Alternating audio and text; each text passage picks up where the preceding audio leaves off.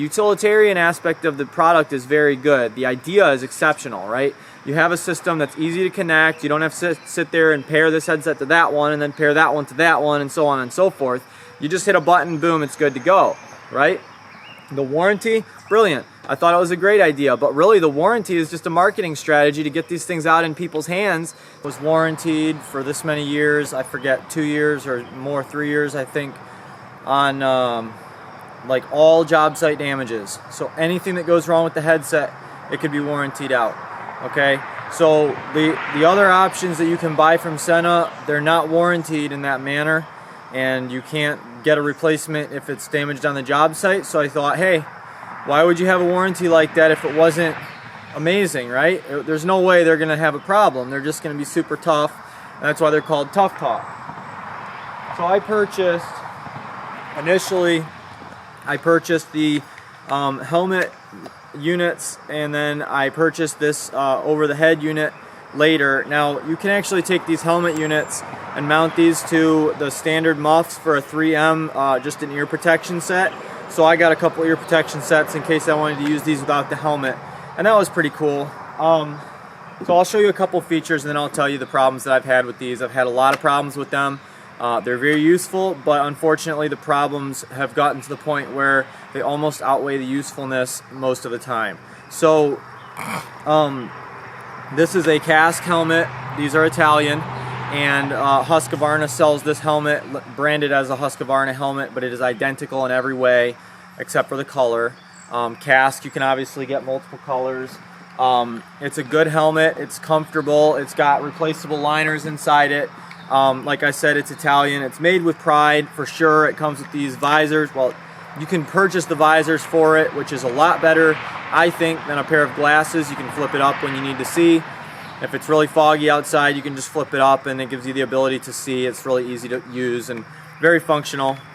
These little tabs on the side, this system slots down. So this piece right here, right there, pushes down into a slot, okay?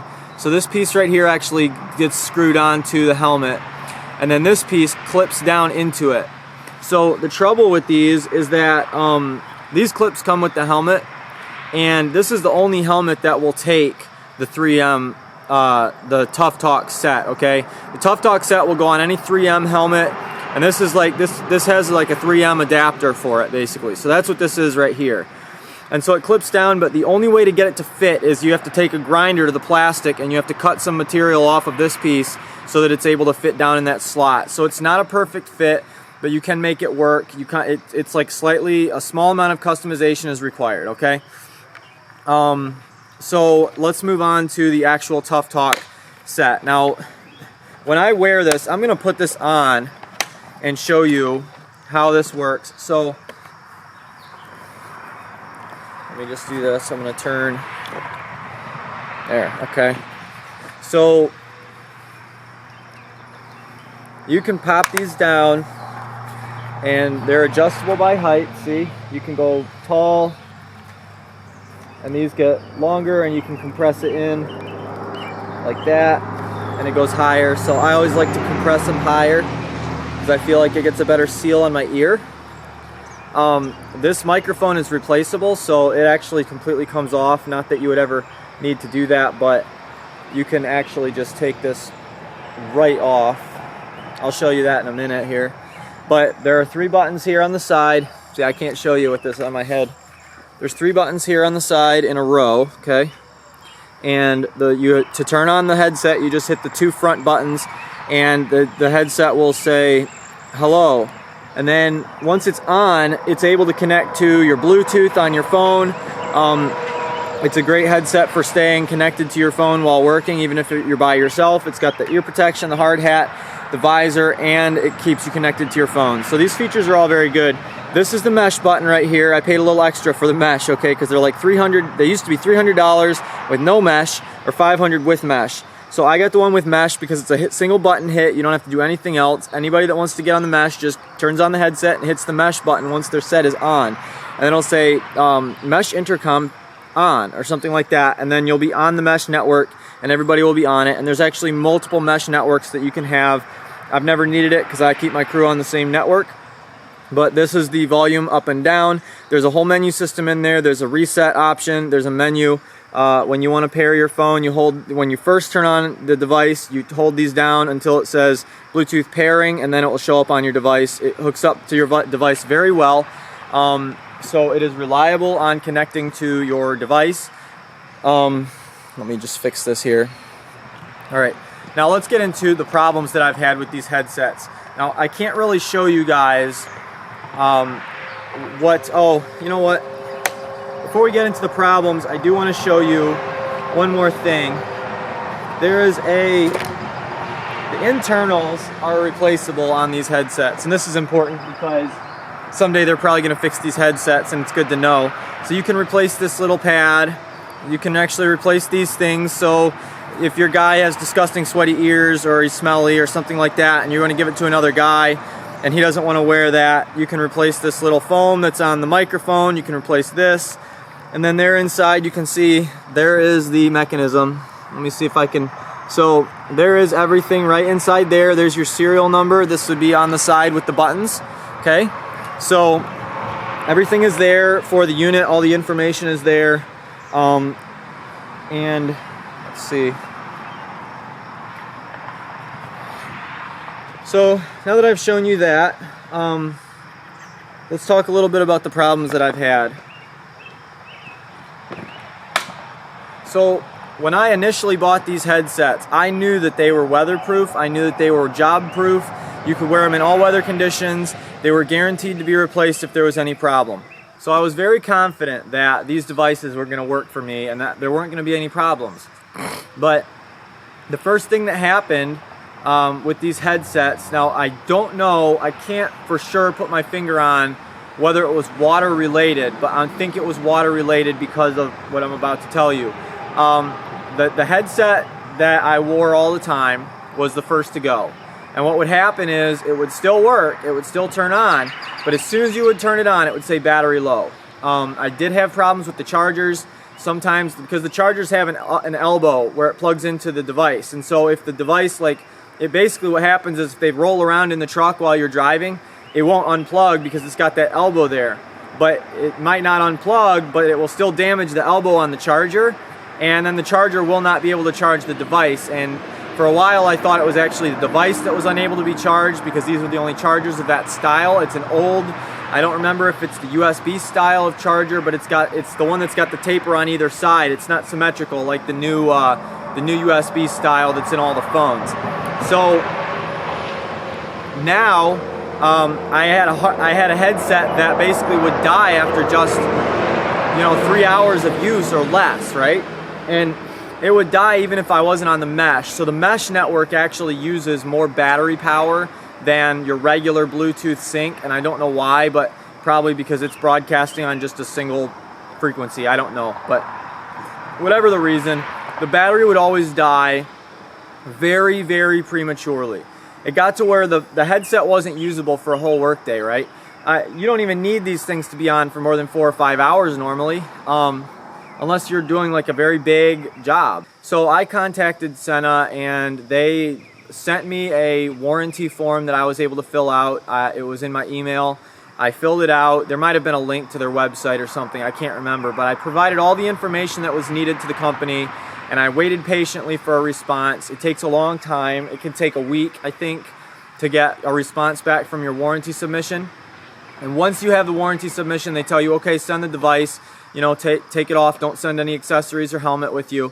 So then I took the headset, this is the warranty process. So I took the headset apart, I put just the components that needed to be warrantied into the box, and I sent them back to Sena. It takes I don't think it's a month, but it feels like a month. It feels like a long time. I think at least 3 weeks. It takes a long time to get a replacement headset. But the replacement headset comes in a box. It's all brand new, never been opened. It's got all the accessories in it. So I ended up with some extra accessories through that. But the problem is that this actually happened a second time on this headset, and then on the headset that my main worker wears, which is the one that always, whenever anybody does rigging, I like them to wear the hard hat. So this unit gets worn more than the headband style, and this unit failed as well. This unit has been warrantied out once, and that unit got warrantied out twice. So now, you know, the funny thing is about this, that the warranty has now lost their company money. I mean, I don't know how much these headsets cost to make, and I'm starting to think maybe they don't cost very much to make because they do a terrible job waterproofing them. And I'll tell you why I know it's the waterproofing in a minute. But I've now been through, I guess it would be 1, 2, 3, 4, yeah, 1, 4, 5, 6 headsets for the price of 3. Okay, and now I have a failed headset again inside the warranty period that's dying within just 3 hours. Now, when you go to warranty it, they will tell you you have to do the factory reset. You have to hit the button with the little paper clip. There's a little hole. I'll show you on this one since it's conveniently here. That little hole right there is for the reset, and so you just hold that down for 10 seconds. And then there's a reset inside the menu system, and then there's also the firmware upgrade that they expect you to get. So you get the firmware upgrade by connecting it to your computer and downloading the Sena software. It is very functional. It all works as it should. The firmware will download onto the device, and then it will say you're all upgraded and ready to go, and it's not that hard to do. The phone software doesn't work at all, so don't even waste your time on that. It's dysfunctional. I've never been able to get it to do anything that it was supposed to do, except for telling me that I needed an update on my software, and then not allowing me to update the software.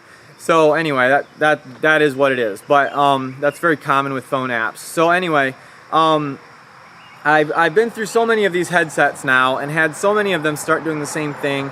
I did have one at the beginning that as soon as I got it, I put it together and everything, and it was broadcasting static all the time. So I did discover that if I switched out the microphone from the other one and put it on that one, that, yeah, so these microphones come off, okay? So I don't know why, but they're replaceable, okay? And when that microphone that came with the one was bad from the factory, and it was broadcasting static all the time, and it was very aggravating, and so they sent me 2 microphones for free, and that took care of the problem. And then another problem I had was a unit that was broadcasting static all the time. If you turned it off, the static would turn off on the other devices. So we knew it was coming from that headset, and it was continuous and it was ongoing. And finally, I knew it wasn't the microphone because I switched it out for a good microphone and it still did it. I tried resetting the device, it still did it. The mesh network settings were all reset, it still did it. And so everything was up to date, all the devices were updated, and the problem was still recurring. It wasn't just happening in particular locations like you would expect if it was an external signal, right, interfering. It wasn't like that. It was coming from a headset. So we warrantied that headset, and that problem went away, so we're pretty happy that that problem was gone. But just think about this for a second. I just bought these headsets last year. It's been 1 year. I've warrantied 3 times now. I've had a problem with the microphone. I've had a problem with the waterproofing being absolute trash. I will tell you why I know it's the waterproofing. And because I have a failed unit right here that's doing the exact same thing, and I know why. And then so the microphone, and then the static broadcast. All right, so my headset, which had just been warrantied out a short time before, my red helmet, I was wearing this on a job site, and I was doing a job that I knew was only going to take about 2 hours, and I got the customer going on a headset because he had a skid steer there, and he was doing a skin in the game type of deal where he was moving the materials to a burn pile, and I was cutting it down as I climbed. And I had, my helmet on, and I had just come out of the tree, and it started sort of sprinkling. It was real light, okay? It wasn't even sprinkling to the point where you would want to go inside or you would actually be wet. Okay, it was just enough moisture to say that rain fell from the sky, and it was about, I would say it was going for about 5 minutes. And then I told the customer we couldn't wear these things when it was raining, and that we would have to take them off if it started raining. So I wasn't thinking, man, it's not raining that hard. It's just a little drizzle, and it was basically on and off in 5 minutes. And so nothing was soaked, nothing was drenched, nothing was underwater. And it would have been different if it was like a rainstorm, right? Pouring rain non-stop for an hour or something like that. I would expect that would be equivalent to being underwater, and you would need a true waterproofing rating for that. But How do you sell a headset like this? It fails after 5 minutes of drizzle. How do you even claim it's water resistant? This is not water resistant. This is a warehouse set. That has nothing to do with tree work. I can't believe that they would advertise this as being their headset for tree work. And now, I will also say this, that other tree guys online do not use the Tufftalk. I have not seen other tree guys on YouTube discussing the Tufftalk. I have seen it in the magazine, the TCIA magazine, but I think that's more of like a paid stunt, a paid advertising. You know, they pay money, and then there's an article in the magazine about how great it is. But this headset failed after less than 5 minutes of light rain, and that was the only usage that it had since it had just been warranted. And so I know it's the water, and it just blows my mind that a company would sell something like this and say that we're going to warranty it, and you know, people basically, they just make the warranty process take longer so that people won't do it. And I could continually warranty these out. I mean, if I use it during the fall or the spring season, I could be warrantying out, if I had 6 of these, I could be warranty out 3 or 4 of these per year and still have a functional business. But I am not going to do that. You know, they're selling a terrible product, and I think the other tree guys who use Tufftalk, they usually use the motorcycle system. And the motorcycle system has very thin wires and everything, and it's like all compact, and I think it's waterproof. I haven't actually checked, but I'm pretty sure that it's waterproof, and it is not covered for job site damages or anything like that under the warranty for any length of time, because it's not intended for tree service use. But all the guys that do tree service, that use the Tufftalk or the headsets, they actually use a very expensive style of helmet. It's more comfortable, I suppose, but I've never tried it. But they use a different helmet system, and they install the whole wiring and everything directly into their helmet system. And apparently it's not that hard to do. It comes with some tape and other stuff and wire, and you kind of have to jimmy rig it in there. But I guess the reliability level is fairly high on those systems. And I'm very unhappy with Sena as a whole. I think they're just sadly lacking in their design on this headset, to the very idea that you would sell a product and tell people that it's warranted. You can use it outside, you can use it in the rain, you could use it in the weather. But and then I told the lady, I said, so is it waterproof? And she's like, well, it's water resistant, but you can't put it underwater. And I'm like, I climb trees. Trees are not underwater. So, it just blows my mind. It's such a terrible product. It's so bad. The utilitarian aspect of the product is very good. The idea is exceptional, right? You have a system that's easy to connect. You don't have to sit there and pair this headset to that one and then pair that one to that one and so on and so forth. You just hit a button, boom, it's good to go, right? The warranty, brilliant. I thought it was a great idea, but really the warranty is just a marketing strategy to get these things out in people's hands so that they have to keep replacing them or getting parts for them, because they're sworn into the system. And I just don't think I really want to give my money to a company that can't stand for their product. I mean, what they need to do is they need to figure out a waterproofing solution for it right now, and start producing those, and start doing a recall and waterproofing every single headset that they've ever sold. Waterproofing gaskets are not that much money. They're just a tiny little thin piece of rubber, and you could have people popping those bad boys in by the hundreds, and you wouldn't have to be replacing whole headsets at that point. But if the waterproofing is an integral part of the design, you need to redesign this thing right now, because nobody's ever going to use this for tree work. People aren't using it for tree work now. I've never met anybody that had this headset on a tree job. So somehow everybody must have known, except for me, that these things were intrinsically bad. I don't know how they knew. Maybe I'm the one that fell for it. I don't know. It seems shocking to me that there hasn't been more discussion about this. But you can go on Amazon and look at the reviews on these, and the reviews are the same.